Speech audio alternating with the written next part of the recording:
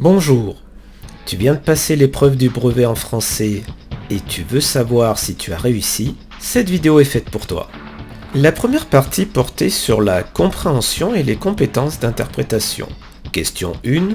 Que vient faire la narratrice à Marseille? Justifiez votre réponse par 2 citations du texte. La narratrice se trouve à Marseille car elle a été certainement mutée dans cette ville où se trouve son nouveau poste d'enseignante. Comme l'indiquent les expressions « j'aurais à faire 14 heures de cours chaque semaine »,« j'avais rendu visite à la directrice du lycée » ou bien encore « mon emploi du temps était fixé ».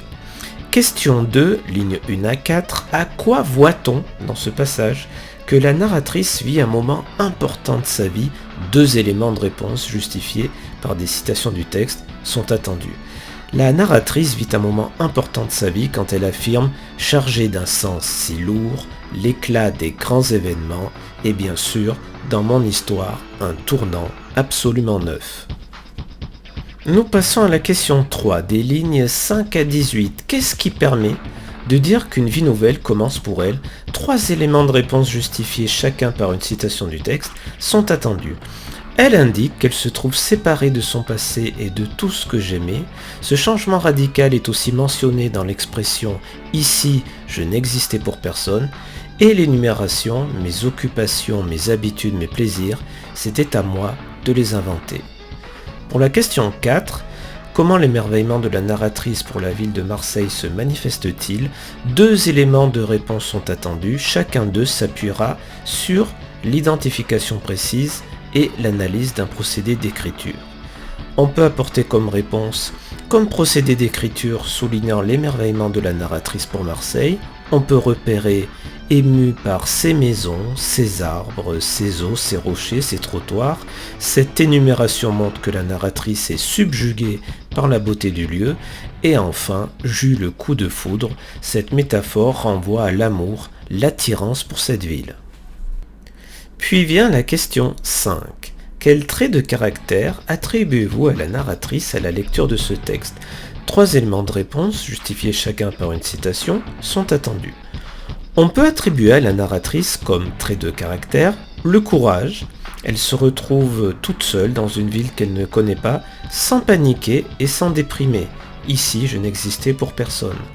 La curiosité, le goût de l'aventure. Je grimpais sur toutes ces rocailles, je rôdais dans toutes ces ruelles. Et enfin, l'indépendance, l'autonomie. Elle s'assume seule, sans l'aide de personne. Je regardais la grande cité inconnue où j'allais sans secours, tailler au jour le jour ma vie. Dans la question 6, il était vraiment facile d'établir des liens entre le texte et cette image. On a tout d'abord une jeune femme seule qui n'est accompagnée de personne. Et cette jeune femme s'est positionnée en hauteur aux abords d'un village pour, comme dans le début du texte, contempler, admirer un paysage. Ce paysage apparaît tout aussi agréable et lumineux que dans le texte, et il évoque des passages comme « sous le ciel bleu, des tuiles ensoleillées ». Le sujet continue avec la grammaire et les compétences linguistiques. Dans la question 7, séparer est un participe passé employé comme adjectif qualificatif, et séparer prend « e » car c'est la narratrice qui est séparée, donc féminin singulier. Pour la question 8, j'avais rendu visite à la directrice du lycée, mon emploi du temps était fixé. Il s'agit de 2 propositions indépendantes. Elles sont reliées par une virgule, donc on peut dire qu'elles sont juxtaposées. À présent, intéressons-nous à la question 9. On peut décomposer le verbe immobiliser comme suit. Im, le préfixe, mobile, le radical, et iser, le suffixe. S'immobiliser signifie rester sans bouger, on peut citer comme mot de la même famille, mobilité ou bien encore automobile. Sur le plan de la réécriture, il fallait transformer le passage suivant en remplaçant « je » par « nous », nous désignant la narratrice et une amie. Dès lors, féminin pluriel. Ça va donner à l'imparfait « nous étions là », IONS, seul ES, féminin pluriel comme on l'a vu, les mains vides, séparées ES de notre passé, Si jamais vous avez mis nos passés, je pense qu'on vous comptera juste, enfin à titre personnel c'est ce que je ferai, et de tout ce que nous aimions IONS et nous regardions IONS, la grande cité inconnue où nous allions toujours IONS tailler au jour le jour notre vie. Même remarque que pour tout à l'heure, si vous avez mis nos vies, je pense que ça ne sera pas faux. Jusqu'alors nous avions dépendu, surtout ne pas accorder dépendu parce que c'est l'auxiliaire avoir, étroitement d'autrui. On nous avait imposé des cadres et des buts. Ici, nous n'est pas COD mais complément d'objet indirect, puisque le COD, on nous avait imposé quoi?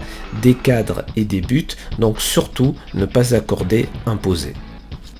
Et l'on termine par la dictée qui était loin d'être simple et qui réclamait beaucoup de concentration et de réflexion. Jamais je ne m'ennuyais, imparfait, YAIS. Marseille ne s'épuisait pas, AIT, imparfait, on vient de le voir. Je suivais AIS, la jetée, la plupart des noms féminins qui viennent d'un verbe, comme la plongée, la fumée. Ici, la jetée s'écrivent EE. Qu'est-ce qui est battu par l'eau et le vent? C'est la jetée, féminin singulier, donc battu UE. Je regardais AIS les pêcheurs.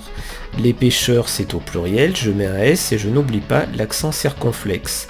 Attention à debout, debout n'est pas un adjectif, debout est un adverbe, donc il ne fallait pas mettre de S à debout.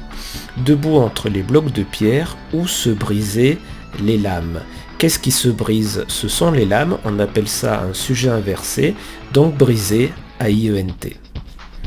Je me perdais dans la tristesse des docks. Dock était écrit au tableau, donc aucun problème.